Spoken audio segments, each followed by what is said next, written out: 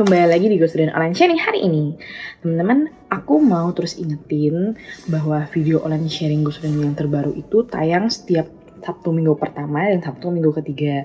Jadi jangan lupa untuk terus saksikan video terbarunya itu di YouTube-nya Go Bogor Online Service dan juga di Instagram gamesgang_youth. Jangan lupa di follow Instagram teman-teman.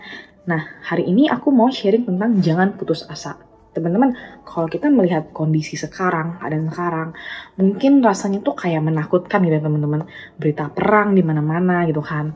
Terus mungkin juga keadaan ekonomi yang sedang tidak baik-baik aja gitu kan. Atau mungkin dari beberapa kita juga ada menghadapi permasalahan, pergumulan-pergumulan kita sendiri gitu kan. Mungkin salah satu contohnya adalah apa? Susahnya mencari pekerjaan gitu kan. Yang mungkin juga apa ya, berita-berita yang ada itu, permasalahan-permasalahan ada itu membuat kita tuh jadi apa ya, jadi putus asa, jadi khawatir, jadi takut ya teman-teman. Nah teman-teman, apapun permasalahan kita alami, pergumulan kita alami, kita harus tahu bahwa kita sebagai anaknya Tuhan, ya kita harus fokus sama Tuhan. Kita harus apa? Percaya sama Tuhan, meletakkan pengharapan kita sama Tuhan. Karena apa? Karena Tuhan selalu penolong kita. Nah, ada beberapa hal teman-teman yang perlu kita ingat, yang perlu kita pahami, agar kita tuh nggak menjadi putus asa di tengah pergumulan kita alami, di tengah situasi yang sekarang ini. Yang pertama itu adalah ingat kebaikan Tuhan sampai saat ini.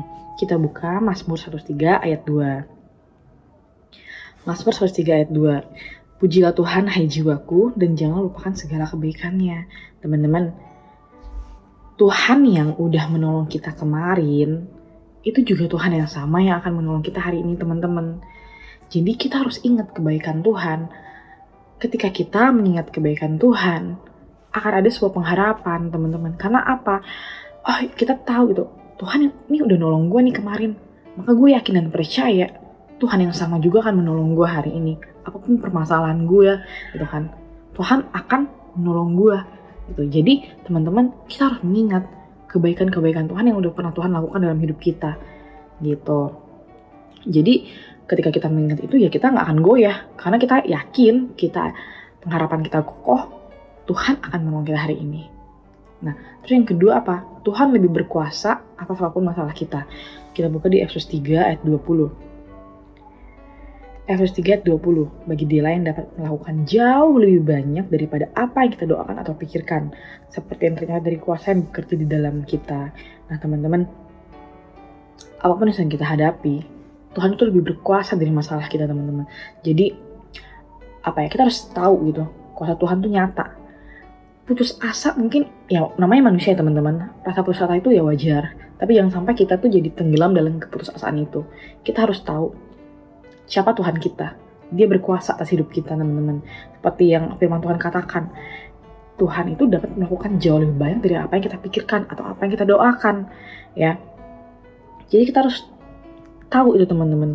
Kita harus imani, kita harus yakini. Kita punya Tuhan yang luar biasa. Kita harus ingat itu teman-teman ya.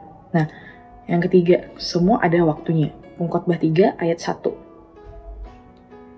Kita buka di Pengkhotbah 3 ayat 1. Pengkhotbah 3 ayat 1. Untuk segala sesuatu ada masanya. Untuk apapun di bawah langit ada waktunya. Teman-teman, Tuhan itu punya waktunya sendiri. Ya, kita harus tahu rencana Tuhan itu luar biasa untuk kita. Jadi kita harus ingat gitu ya. Apapun rencananya Tuhan itu ada kita di dalamnya. Maksudnya kayak ya Tuhan memikirkan kita tuh dengan sedemikian rupa teman-teman. Jadi kita harus percayakan semuanya sama waktunya Tuhan. Kita lakukan apa yang udah Tuhan percayakan pada kita. Untuk waktunya kita serahkan sama Tuhan. Kita harus setia ya, mengerjakan segala sesuatu yang bisa kita kerjakan.